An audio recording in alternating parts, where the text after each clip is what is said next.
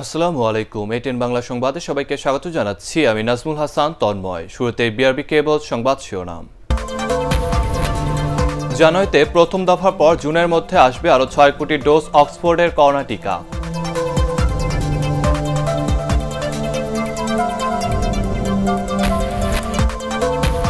Corona প্রকোপ বাড়ায় Saudi আরবের পর ওমানেও এক সপ্তাহের জন্য বিমানে মাস্কাট ফ্লাইট বাতিল।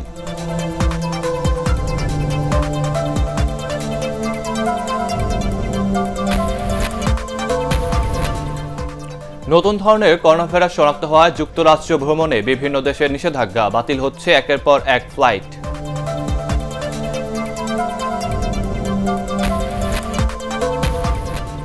এবং হাসুন রাজা সহ বাঙালি সংস্কৃতির ধারকদের স্মৃতি সংরক্ষণে পৃষ্ঠপোষকতা দেবে এটিএন পরিবার, বললেন ডক্টর মাহফুজুর রহমান।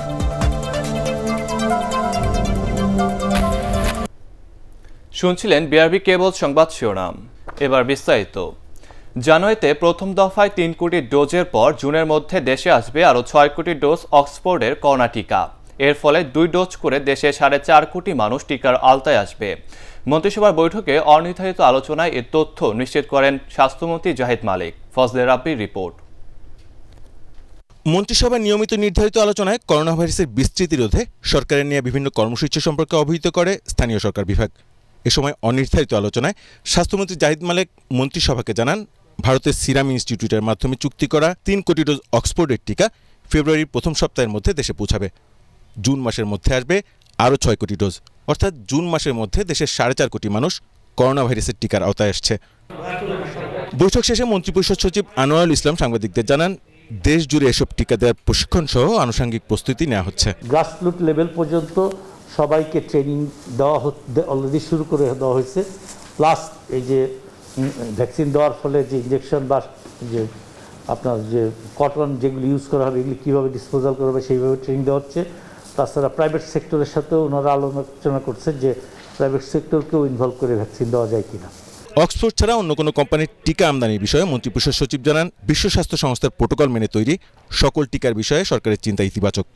তবে টিকা সংরক্ষণ ও আনুষঙ্গিক বিষয়গুলো মাথায় রেখেই অক্সফোর্ডের ভ্যাকসিন আমদানি করা হচ্ছে। টেকনিক্যাল কমিটি আছে, ওনারা দেখবেন, ওনারা যদি মনে করেন আমাদের যে স্ট্রাকচার আছে এটাতে মেজর কোনো চেঞ্জ না করে দেওয়া যাবে, ওই হ্যাজার্ড হবে না, এটা তো টেকনিক্যাল বিষয়। কিন্তু অ্যাপারেন্টলি আমরা এখন পর্যন্ত যা জানি মডার্না এবং ফাইজার দুইটারই যে একটা -25 আর একটা -70, আমাদের ফ্লাক্সে তো ওই টেম্পারেচার করার মতন কোনো স্ট্রাকচারই আমাদের নাই।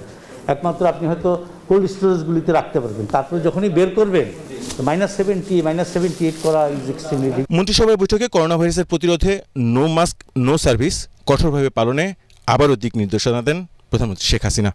ফজলে রাব্বি, এটিএন বাংলা, ঢাকা। দেশে করোনা ভাইরাসে আক্রান্ত হয়ে গত ২৪ ঘন্টায় আরও ৩২ জনের মৃত্যু হয়েছে। এ নিয়ে মৃতের সংখ্যা বেড়ে দাঁড়ালো ৭,৩১২ জনে। মৃতের মধ্যে ২৩ জন পুরুষ ও ৯ জন নারী। এর মধ্যে ঢাকা বিভাগে মারা গেছেন সর্বোচ্চ ১৫ জন। এছাড়া চট্টগ্রাম বিভাগে ৮ জন, বরিশাল ও সিলেট বিভাগে ৩ জন করে এবং রাজশাহী, খুলনা ও রংপুর বিভাগে ১ জন করে মারা গেছেন। সর্বশেষ ১৫,৪০৯টি নমুনা পরীক্ষায় ১,৪৭০ জনের করোনা শনাক্ত হয়েছে। শনাক্তের হার ৯.৩৮%। মোট আক্রান্তের সংখ্যা ৫,০২,১৮৩ জন। গত ২৪ ঘন্টায় সুস্থ হয়েছে ২,১৬৭ জন। এই নিয়ে মোট সুস্থ হলেন ৪,৩৯,৬৯৪ জন।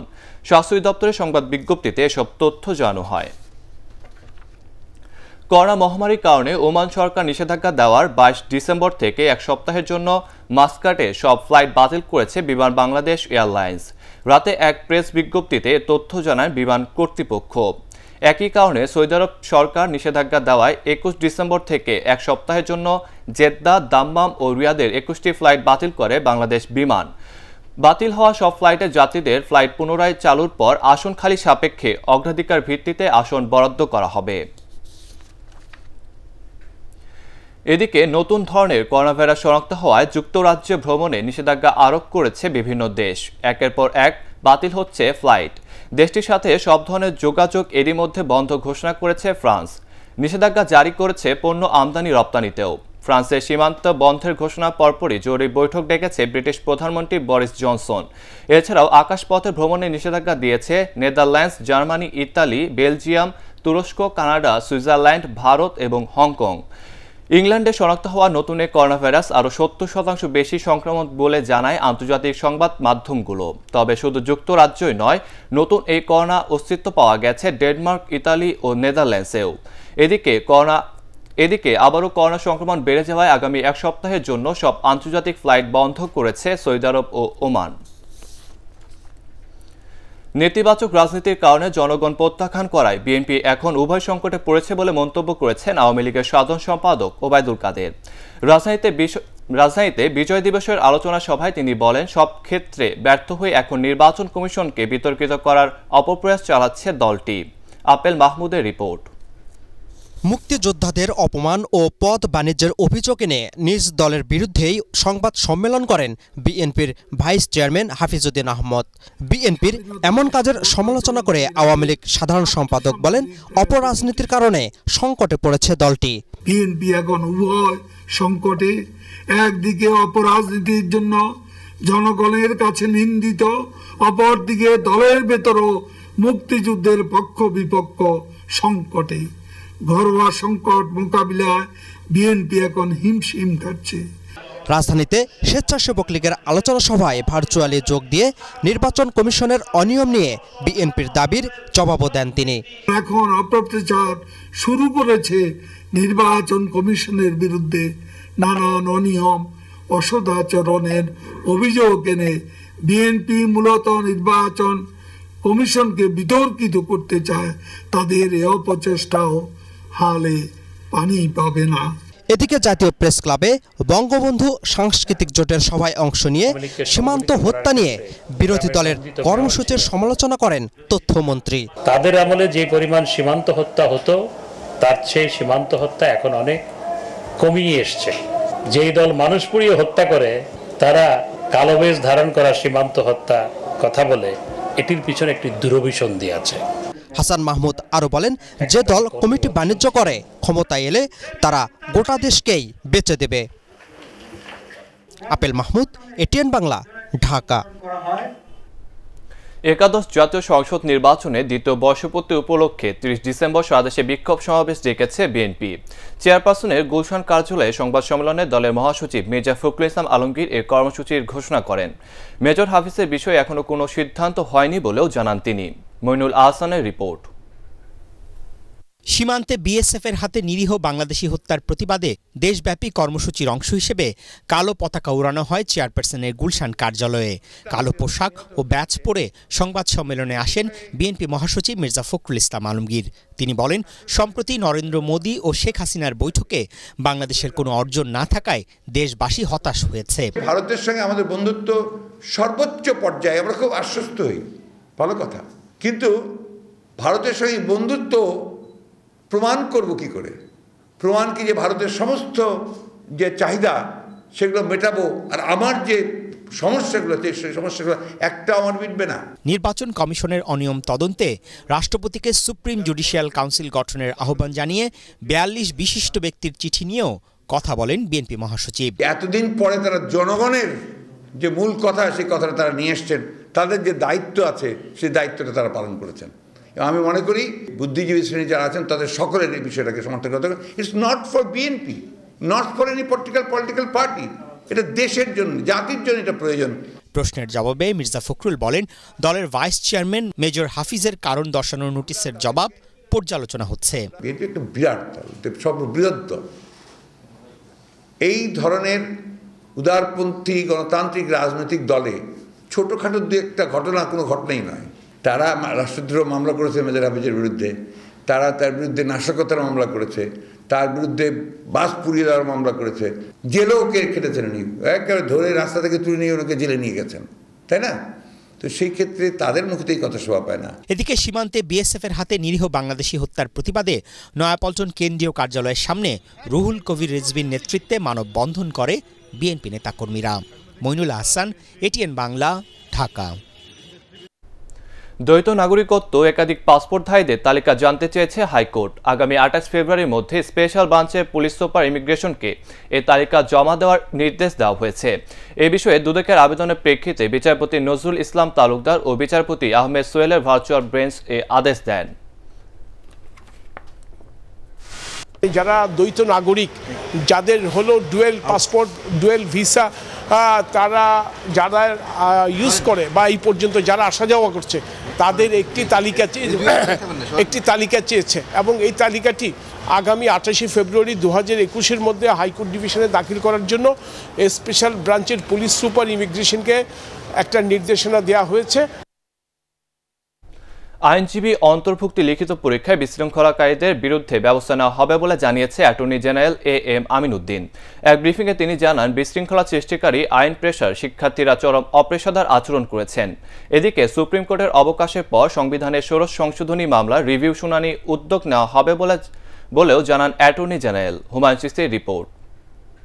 বাংলাদেশ বার কাউন্সিলের আইনজীবী অন্তর্ভুক্তির লিখিত পরীক্ষা চলার সময় শনিবার 9টি কেন্দ্রের মধ্যে 5টিতে ভাঙচুরের পাশাপাশি শিক্ষার্থীদের প্রশ্ন ও উত্তরপত্র ছিঁড়ে ফেলার ঘটনা ঘটে। এসব ঘটনায় অন্তত 18 জনকে আটক করে পুলিশ। সোমবার অ্যাটর্নি জেনারেল সাংবাদিকদের বলেন, সিসিটিভি ফুটেজ দেখে তাদের বিরুদ্ধে আইনানুগ ব্যবস্থা নেওয়া হবে। আবারও এ পরীক্ষা নেওয়া হবে কিনা তা বার কাউন্সিল সিদ্ধান্ত নেবে বলেও জানান তিনি। তারা যে কাজকর্ম করলেন এটা কোনোভাবেই আইনজীবীদের সাথে এই যে পেশার সাথে এটা সামঞ্জস্যপূর্ণ না। তারা তো আইনজীবী হবেন ভবিষ্যতে, কিন্তু তাদের এই কার্যকলাপটা, তাদের এই কাণ্ড কারখানা বিহীন যে কার্যকলাপ, এটাকে আমরা কোনোভাবেই অ্যাপ্রুভ করতে পারি না। আমরা মনে করি এটা তাদের একদম অপেশাদার সুলভ আচরণ হয়েছে। আমাদের এখানে জুডিশিয়াল ম্যাজিস্ট্রেট ছিলেন, বিশ্ববিদ্যালয়ের শিক্ষকরা ছিলেন, ওই সেন্টারের প্রধান ছিলেন, তারপর ভিডিও ফুটেজ আছে। এই সবগুলো আমরা মিলিয়ে দেখে সিদ্ধান্ত নিব যে কি করা উচিত কি করা উচিত না। পুলিশ সবগুলো ভিডিও ফুটেজ নিয়ে গেছে, ছেঁড়া খাতা নিয়ে গেছে, তারা এখন এটা পরবর্তী আইনগত পদক্ষেপ নেবে। এদিকে নির্বাচন কমিশনের বিরুদ্ধে আর্থিক অনিয়ম, দুর্নীতি সহ গুরুতর অসদাচরণের অভিযোগ তদন্তে সুপ্রিম জুডিশিয়াল কাউন্সিল গঠনের জন্য গত 14 ডিসেম্বর রাষ্ট্রপতির কাছে আবেদন জানান 42 জন বিশিষ্ট নাগরিক। এ প্রসঙ্গে অ্যাটর্নি জেনারেল বলেন, সংবিধানের 16 সংশোধনী মামলার রিভিউ শুনানি শেষ না হওয়া পর্যন্ত এ বিষয়ে সিদ্ধান্ত নেওয়ার এখতিয়ার রাষ্ট্রপতির। রিভিউর তো এখনো বিচারাধীন, তাহলে তো যে ওনারা যে সুপ্রিম জুডিশিয়াল কাউন্সিল বলছেন সেটা তো এখন নাই। আমাদের মাননীয় প্রধান বিচারপতির ক্ষমতা আছে, আমাদের রাষ্ট্রপতির ক্ষমতা আছে, এটা তো ওনারা করতে পারেন এবং আপনারা হয়তো দেন কোর্ট খোলার পরেই এটা শুনানি দ্রুত ব্যবস্থা নেওয়া হবে আমাদের পক্ষে। সংবিধানের 16 সংশোধনী মামলার রিভিউ নিষ্পত্তি না হলেও কোনো সাংবিধানিক শূন্যতা তৈরি হয়নি বলে দাবি করেন attorney general. Humayun Chishti, ATN Bangla, Dhaka. মার্মি সাধক হাসন রাজা সহ বাঙালি সংস্কৃতির ধারকদের স্মৃতি সংরক্ষণে পৃষ্ঠপোষকতা দেবে ATN বাংলা ও ATN নিউজ। সুনামগঞ্জে হাসন রাজা মিউজিয়ামে মার্মি এ সাধকের 166তম জন্মদিনে আয়োজিত অনুষ্ঠানে প্রধান অতিথির বক্তব্যে কথা জানান ATN বাংলার চেয়ারম্যান ডক্টর মাহফুজুর রহমান। সুনামগঞ্জ প্রতিনিধি পঙ্কজ দে এবং সিলেট প্রতিনিধি শাহ মুজিবুর রহমান জকনকে সাথে নিয়ে বিস্তারিত জানাচ্ছেন শফিকুল ইসলাম শামীম।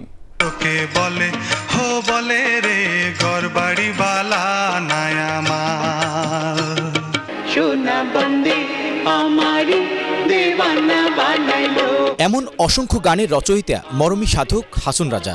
1854 সালের 21 ডিসেম্বর সুনামগঞ্জের তেঘুরিয়া গ্রামে জন্ম তার। করোনা মহামারীর কারণে প্রায় 9 মাস বন্ধ থাকার পর জন্মদিন উপলক্ষে দর্শনার্থীদের জন্য খুলে দেওয়া হয়েছে সুনামগঞ্জের হাসন রাজা মিউজিয়াম। ATN বাংলা ও ATN নিউজের চেয়ারম্যান ডক্টর মাহফুজুর রহমান এই কার্যক্রমের উদ্বোধন করেন।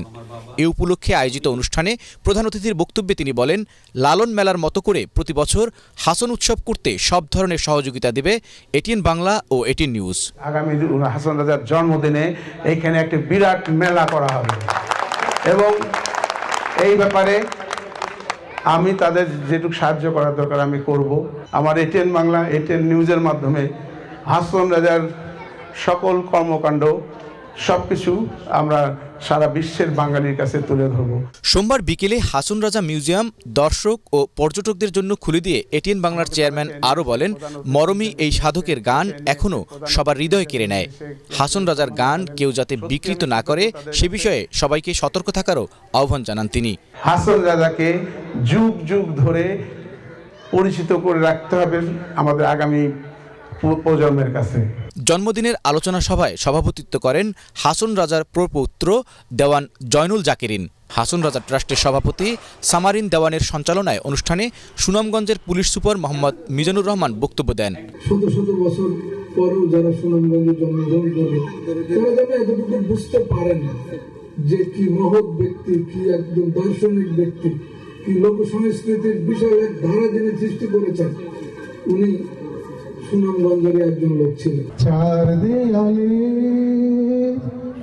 মাঝখানে আজ একা আমি থাকি, জীবনে স্মৃতিগুলো চোখের জলে লিখি, নিঃসঙ্গ জীবন আমার আড়ালে ডাকি,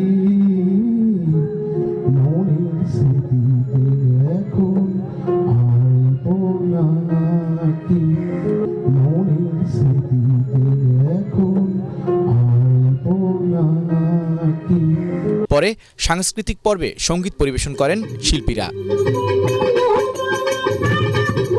শফিকুল ইসলাম শামীম, এটিএন বাংলা। রাজধানীর শান্তিনগরে অভিযান চালিয়ে এক ভুয়া দন্ত চিকিৎসককে 2 বছরের কারাদণ্ড দিয়েছে র্যাবের ভ্রাম্যমাণ আদালত।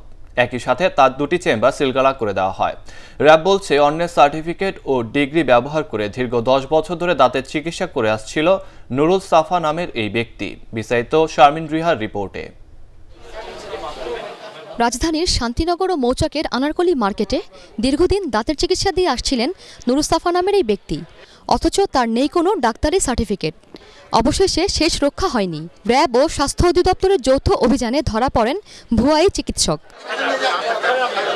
ভুক্তভোগী অনেকেই ভুয়াই চিকিৎসকের বিরুদ্ধে নানা অভিযোগ করেন। সে আমার কাছ থেকে 12,000 টাকা নিয়ে গেছে, আমার ভালো দাঁতগুলার কাইটা আমার সাথে সে প্রতারণা করছে। অন্যের সার্টিফিকেট নিয়ে ডাক্তারি করার কথা অস্বীকার করেন নুরুল সাফা। জিএমডিসি রেজিস্ট্রেশন কৃত ছাড়া আসলে অনুমোদনহীন আসলে প্র্যাকটিস করা সঠিক না আর কি। জিএমডিসি রেজিস্ট্রেশনের যে অনুমোদন সেটা পাওয়া যায়নি আমার কাছে। স্বাস্থ্য অধিদপ্তরের কর্মকর্তা বলেন, ডাক্তার না হয়েও চিকিৎসা দেওয়ার কারণে স্বাস্থ্য ঝুঁকিতে পড়েছেন অনেকেই। দাঁতের চিকিৎসা করতে গিয়ে অজ্ঞান করতে গিয়ে অনেক সময় অ্যাক্সিডেন্ট হয়ে যায়, এবং এখানে যদি প্রশিক্ষিত এবং বিশেষজ্ঞ চিকিৎসক না হয়, এই দাঁতের চিকিৎসা করতে গিয়ে উনি হয়তো অনাকাঙ্ক্ষিত কোনো ঘটনা ঘটে যেতে পারে। সুতরাং অবশ্যই এই বিষয়টা এবং খুবই একটা ভয়াবহ অপরাধ তিনি করেছেন। এসব অপরাধে র্যাবের ভ্রাম্যমাণ আদালত নুরুল সাফাকে কারাদণ্ড দিয়েছেন। বন্ধ করে দেওয়া হয়েছে তার 2টি চেম্বার। এইচএসসি পাস, কিন্তু এই এইচএসসি পাসের আড়ালেই উনি নিজেকে স্বীকৃত ডেন্টিস্ট, বিডিএস ডিগ্রিধারী হিসাবে কিন্তু পরিচয় দিয়ে এই যে প্রতারণা বলি, যা মানুষের জীবন অর্থ নিয়ে খেলা, সেই খেলায় কিন্তু উনি লাস্ট 10 থেকে 12 বছর মাতোয়ারা ছিলেন। ভ্রাম্যমাণ আদালতের এই অভিযানে চিকিৎসা কেন্দ্রের সব যন্ত্রপাতি ও মালামাল জব্দ করা হয়। Sharmin Riha, ATN Bangla, Dhaka. Federation cup football দিয়ে আজ থেকে শুরু হচ্ছে এবছরের ঘরোয়া ফুটবলের আসর। উদ্বোধনী খেলায় মুখোমুখি হবে বসুন্ধরা কিংস এবং রহমতগঞ্জ। বাংলাদেশ ফুটবল ফেডারেশনের এই উপলক্ষে আয়োজিত সংবাদ সম্মেলনে টুর্নামেন্টের নিজেদের প্রস্তুতি আর লক্ষ্যের কথা তুলে ধরে ক্লাবগুলো। এস এম আশরাফের রিপোর্ট। একটি ট্রফিতে চোখ 13 দলের, লক্ষ্য শিরোপা জয়। শেষ পর্যন্ত এই ট্রফি ছুঁয়ে দেখার আনন্দে মাততে চাইবে সব ক্লাবই। তবে ফেডারেশন কাপ শুরুর আগে সবচেয়ে বড় স্বস্তি 9 মাস পর মাঠের লড়াইয়ে ফেরার উপলক্ষ পাচ্ছেন ফুটবলাররা। যদিও পর্যাপ্ত প্রস্তুতি নিতে না পারার আক্ষেপ আছে কয়েকটি ক্লাবের। ব্রাদার্স ইউনিয়ন নিজেদের গুছিয়ে নিতে পারেনি এখনও। রহমতগঞ্জ পায়নি তাদের বিদেশি ফুটবলারদের। তবে বর্তমান চ্যাম্পিয়ন বসুন্ধরা কিংস শিরোপা ধরে রাখতে প্রস্তুত। আমরা 17 সপ্তাহ ধরে প্রস্তুতি নিয়েছি। নতুন বিদেশি যারা এসেছে তাদের সঙ্গে দলের বাকিদের বোঝাপড়াটা দারুণ। গতবারের চেয়ে বর্তমান দলের অবস্থা আরও ভালো। আধিপত্য ধরে রাখাই লক্ষ্য। দেশের ফুটবলের 2 ঐতিহ্যবাহী ক্লাব ঢাকা আবাহনী আর মোহামেডানও বলছে ট্রফি জিততে তৈরি রয়েছে তারাও। ফেডারেশন কাপে আমাদের প্রথম লক্ষ্য থাকবে গ্রুপের সেরা 2 দলের মধ্যে জায়গা করে নেয়া। যদি তা করতে পারি তাহলে টুর্নামেন্টে পরের সময়টাতে যে কোনো কিছু হতে পারে। লম্বা বিরতির পর প্রস্তুতি শুরু করেছি। সব মিলে অবস্থা ভালো, কোনো চোট সমস্যা নেই। এই টুর্নামেন্ট নিয়ে আমাদের প্রত্যাশা বড়, তবে ম্যাচগুলো কঠিন হবে। উদ্বোধনী ম্যাচ বিকেল 5:30টায়। 2021-এর 10 জানুয়ারি হবে শিরোপা নির্ধারণী লড়াই। S M Ashraf, ATN Bangla, Dhaka. Sylhet বিভাগে কিছু লোক এটিএন বাংলা লোগো ব্যবহার করে বিভিন্ন ধরনের রিপোর্ট করছেন, একই সাথে চাঁদাবাজিও করছেন তারা। এটিএন বাংলা কর্তৃপক্ষ তাদের কোনো নিয়োগপত্র দেননি। এটিএন বাংলার নাম ভাঙিয়ে যারা চাঁদাবাজি করছেন তাদের আইন শৃঙ্খলা রক্ষাকারী বাহিনীর হাতে তুলে দেওয়ার অনুরোধ জানানো হচ্ছে।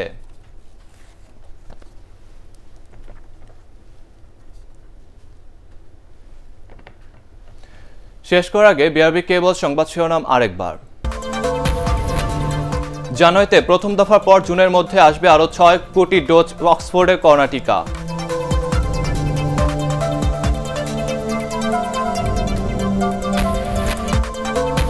করোনা প্রকোপ বাড়ায় সৌদি আরবের পর ওমানেও 1 সপ্তাহের জন্য বিমানে মাস্কট ফ্লাইট বাতিল।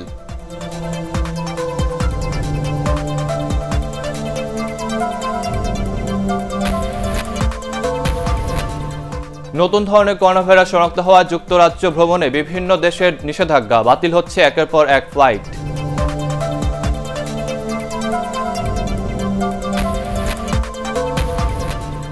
এবং হাসুন রাজা সহ বাঙালি সংস্কৃতির ধারকদের স্মৃতি সংরক্ষণে পৃষ্ঠপোষকতা দেবে এটিএন পরিবার, বললেন ডক্টর মাহফুজুর রহমান।